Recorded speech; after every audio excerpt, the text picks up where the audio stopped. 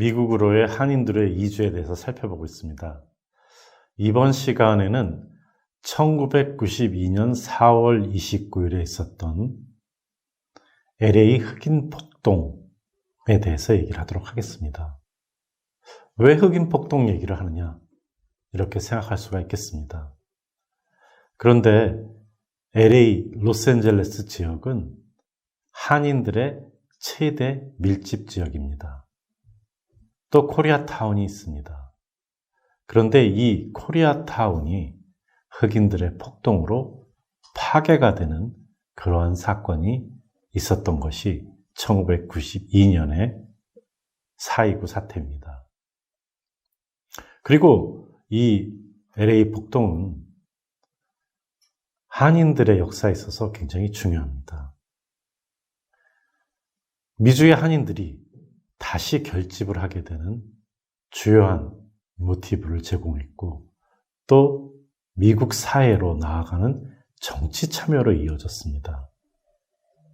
그렇기 때문에 이 단순하게 폭동이 아니라 재미동포 이주 역사에서 아주 중요한 계기가 된 사건이라고 할 수가 있겠습니다. 그러면 4.29 폭동, 그것은 내용이 뭘까요? 이것은 백인 경찰들이 흑인 청년을 구타한 사건입니다. 무차별로 구타를 했습니다. 그런데 이 흑인들의 폭동이라고 하지만 한인들에게 있어서는 흑인 지역에 한인들이 살고 있었기 때문에 연결이 됐다고 하는 점입니다. 그렇기 때문에 우리가 4.29 폭동의 원인을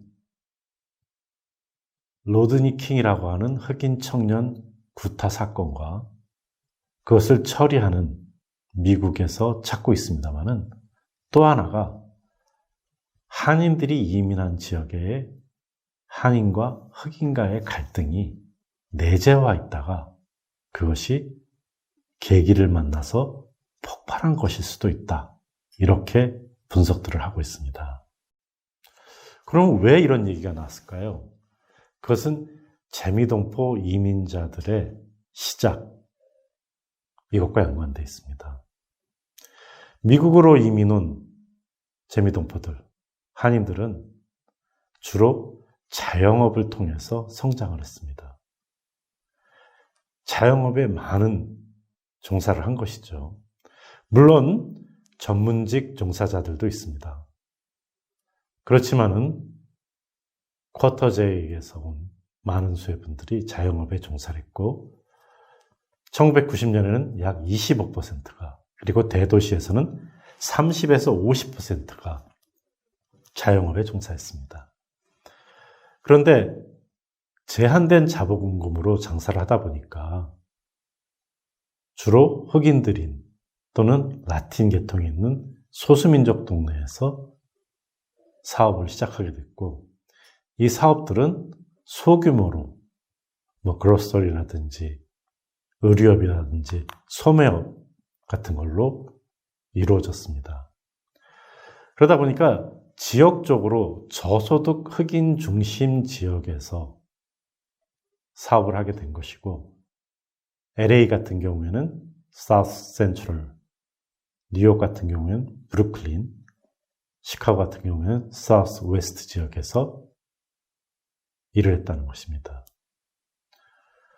문제는 여기서 한인들의 흑인 경시라고 할 수 있을까요? 일단은 언어 장벽이 있고 문화적인 차이도 있습니다. 더군다나 흑인들에 대한 한인들의 생각과 또 일부 흑인들의 상점에서의 들치기라든지 여러 가지 불법 행위로 인해서 상호 간의 긴장감이 높아져 있던 것입니다. 그래서 급기야는 흑인들이 한인 상점 불매 운동을 벌이기도 했고, 심지어는 노래까지도 유행하게 됐습니다. 그래서 흑인 사회에서, 흑인 지역에서 돈을 벌고 있지만 흑인을 위한 기여는 없다. 흑인의 자원만 가져간다. 이러한 내용이라고 할 수가 있겠습니다. 가령 가발 같은 경우도 동일한 내용이라고 할 수가 있겠습니다. 특히 로드니 킹 사건이 있었던 92년 전에 1991년도에 흑인 과실치사 사건이 2차례 있었습니다. 물론 그 내용상으로는 이해가 되는 면이 많았지만은 어쨌든 흑인들이 죽게 되면서 갈등이 심화됐다는 것입니다. 그래서 이 내재적인 갈등이 로드니 킹 사건을 촉매로 해서 폭발한 것이다. 이렇게 얘기할 수가 있겠습니다. 1992년 3월 백인 경찰 4명이 로드니 킹이라는 흑인을 무차별 구타했습니다. 그런데 기소된 백인 경찰들이 법원에서 무죄로 풀려나게 됩니다. 그 무죄가 결정된 날, 그날부터 폭동이 일어나게 됩니다. 흑인들의 폭동은 사우스 센트럴, 그러니까 코리아타운이 있는 지역을 중심으로 해서 일어나게 됩니다. 4월 29일에서 5월 4일까지 진행이 됐는데 52명이 사망했습니다. 중요한 점은 경찰이 이 폭동을 사실상 방관했다는 것입니다. 경찰은 백인 지역, 할리우드라든지 이런 부촌 지역을 흑인들이 목표로 한다는 것을 알고 백인 지역 경비를 위해서 후퇴를 한 것입니다. 그런데 백인 지역을 가기 위해서는 흑인 밀집 지역부터 코리아타운을 거쳐서 백인 지역으로 가게 되다 보니까 이 코리아타운이 폭동에 피해를 많이 입은 것이라고 할 수 있겠습니다. 당시 상점에 대한 방화, 약탈 4,500개의 업소가 입었습니다. 근데 그중 절반인 2,300개가 한인들의 업소입니다. 제일 큰 피해죠. 전체 피해액이 10억 달러로 집계됐는데 그 중에 4억 달러가 한인들이 입은 피해입니다. 그러니까 이민 와서 기회의 땅 미국에서 열심히 노력해서 자영업으로 성공하려고 만들었던 상점들이 잿더미가 된 것입니다. 엄청난 피해라고 할 수가 있겠죠. 그래서 이러한 폭동에 대해서 한인들은 여러 가지 대응을 하게 됩니다. 내 가게를 내가 지킨다. 그리고 한인들 중심으로 자경단을 만들어서 대응을 했습니다. 또 라디오 코리아 같은 한인 언론단체들이 연락 역할을 했습니다. 무엇보다도 한인들의 대응에서 중요한 것은 2세, 3세들입니다. 부모들 같은 경우에는 이렇게 폭동으로 피해를 입어도 영어도 잘못하고 제도도 모르고 어떻게 구제받을 수 있는 것인지를 모르는 것이죠. 그런데 미국에서 자라난 차세대들은 이 폭동을 계기로 한인으로서의 민족의식을 자각하게 됐습니다. 그리고 본인들이 부모들을 대신해서 한인 사회의 대변자가 되어야 되겠다는 필요성을 공감하게 됩니다. 그래서 자경단에 참여하는 것은 물론 다양한 방면으로 대응을 하게 됩니다. 백인 사회와 흑인 사회의 교량 역할도 하게 됩니다.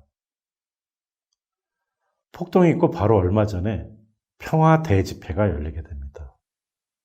아주 성숙한 행동이라고 할 수 있는 이 평화 대집회는 재미동포 차세대들의 조직화로 이루어지게 됐습니다. 폭동 중단과 평화를 촉구한 내용이 되겠습니다. 그러면서 이 폭동에 대해서 한인들이 물론 직접적 피해를 입었습니다만 또한 흑인들과 함께 해야 되는 공존, 공생에 대해서도 생각하게 된 것입니다. 이러한 폭동에 따른 제비동포들의 자각은 제비동포들이 정치 참여를 하게 되는 계기가 됩니다.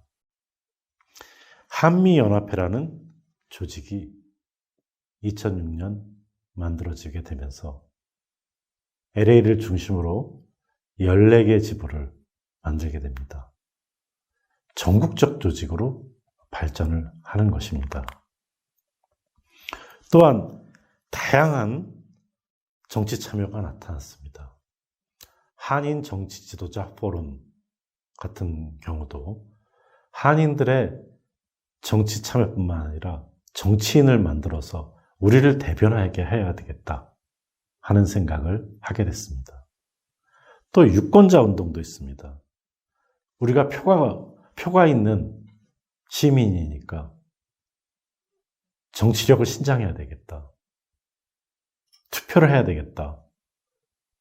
그래서 풀뿌리 시민운동이 일어나게 됩니다. 동부 지역에서의 시민 참여센터 같은 것이 대표적인 사례라고 할 수가 있겠습니다. 그래서 다양한 방면으로 한인들은 정치력 신장 운동을 하게 됩니다. 그리고 그것은 곧 정치인들을 배출하게 됩니다. 하원 의원인 김창준, 워싱턴 주의 주상원 의원인 신호범, 오리건 주의 임용근 같은 분들이 해당되겠습니다. 그리고 그것은 계속 이어져서 2021년 11월에 지방선거에서는 한인 주의원, 시의원들이 많이 당선되게 됩니다. 뉴욕에서 최초로 시의원 2명이 탄생하게 됐고요. 버지니아주와 뉴저지주에서는 한인 여성 정치인이 하원에 진출하게 됩니다. 애틀란타에서는 3선에 성공한 존 박 같은 분도 나타나게 됩니다. 그러니까 지금 LA 폭동이라고 하는 흑인 폭동은 코리아타운을 만들고 이민사회가 성숙되어 가고 있던 제미동포 사회에 큰 영향을 준 사건이라고 할 수 있겠습니다. 그리고 그 사건은 결국 제미동포 2, 3세대의 정치 참여 그리고 미국 사회로의 적극적 진출이라고 하는 그러한 결과를 이뤄냈습니다. 그 결과 제미동포 사회는 또다시 질적으로 변모하게 됩니다.